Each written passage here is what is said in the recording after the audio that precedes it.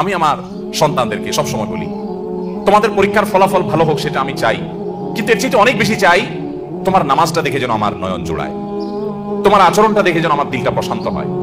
এটুকু যদি তুমি আমাকে দিতে পারো, তোমার ফলাফল যদি খারাপ হয়, আমার কোনো টেনশন নাই, কোনো দুঃখ নেই, তার জন্য আমার কোনো আফসোস নাই, তোমাকে আমি কিচ্ছু বলবো না। সময় তো উপস্থিতি, বেশিরভাগ বাবা মা তারা চান তাদের সন্তান যেন দুধে বাদে থাকুক। এটা কোথায় আসে না, আমার সন্তান যেন থাকে দুধে বাদে। আপনার সন্তান দুধে বাদে থাকুক, ভালো উপার্জন করুক, তার ভালো ক্যারিয়ার করুক, এটা আপনি চান, এটা চাওয়াটা দোষের না। কিন্তু এর চাইতে বড় চাওয়া উচিত আমার সন্তানটা যেন সৎ হয়, ভালো মানুষ হয়। কয়জন বাবা, কয়জন অভিভাবক আপনি এই সমাজে দেখাতে পারবেন যেই অভিভাবক তার সন্তানকে বলে, বাবা তুমি অনেক বড় শিক্ষিত হতে পারো আর না পারো, তুমি সৎ মানুষ হবে। বরং উল্টা আমাদের সমাজে দেখি সন্তানের জন্মের তারিখটা বেশিরভাগ বাবা মা ভুল লেখেন, ইচ্ছাকৃত ভুল না, মিথ্যা লেখেন।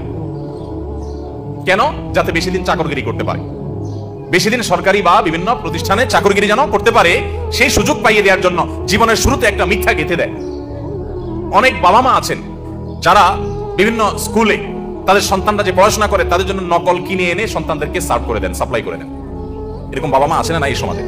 আছে না? শুধু ভরে আছে। অর্থাৎ বাবা মার হাবভাব দ্বারা তারা বোঝাতে চান যে দেখো আমি নিজে তো টাকার মেশিন, সারাদিন পয়সা ছাড়া আর কিছু চিনি না, অতএব আমার ঘরে জন্ম হয়েছে তোমাকেও টাকার মেশিন হতে হবে বাবা। দিন শেষে বাপ সন্তান সবাই মিলে আমরা টাকার মেশিন হয়ে যাব, দুনিয়া দুনিয়া মানি ছাড়া কিছু বুঝি না। সময় তো উপস্থিতি, আজ শিক্ষিত সন্তান নিয়ে বাবা মা যতটা সুখে আছেন, এই সমাজে এত শিক্ষিত সন্তান না থাকলেও বাবা মারা অনেক বেশি সুখী ছিলেন, সন্তানরা অনেক বেশি সুখী ছিলেন একটা সময়। শুধু পার্থক্য এটুকু, তাদের মধ্যে নীতিনৈতিকতা ছিল, এখন নীতিনৈতিকতা নাই। আমি শিক্ষার বিরুদ্ধে বলছি না, শিক্ষা তো আমাদের লাগবেই, কিন্তু শিক্ষার পাশাপাশি যদি নীতিনৈতিকতা না থাকে তো এই শিক্ষা জাতিকে যতটা উপকার করবে তার চেয়ে বেশি ক্ষতিগ্রস্ত করবে, দেশের উন্নতি যতটা করবে দুর্নীতি তার চেয়ে বেশি করবে।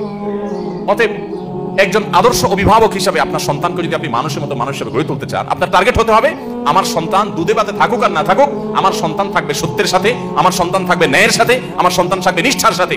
আপনার সন্তানকে বলতে হবে, বাবা আশপাশে মানুষের গাড়ি বাড়ি তাদের সম্পদ এগুলোর চমক তোমাকে যেন বিভ্রান্ত না করে, তোমার বাবা হিসাবে আমি অসৎ উপার্জন করি নাই, তুমি অসৎ উপার্জন করবে না।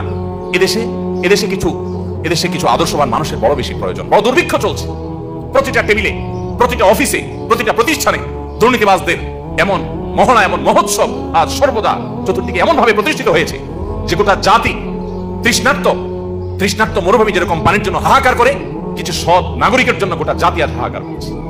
আর সেই হাহাকারের সে অভাব নিরূপণ করবার জন্য কিছু ওলামা একরাম নির্লস চেষ্টা চালিয়ে যাচ্ছে। সময় তো অভিভাবকবৃন্দ, আপনার সন্তানকে ছোটবেলা থেকে শিখাবেন, বাবা আশেপাশে মানুষের অবৈধ উপার্জনের যে চাকচিক্য, এটা দেখে তুমি বিভ্রান্ত হবে না। মনে রাখবে এই মানুষগুলোর অনেক সম্পদ আছে, পয়সা কড়ি আছে, কিন্তু সে নিজেকে জানে সে একজন আস্ত চোর।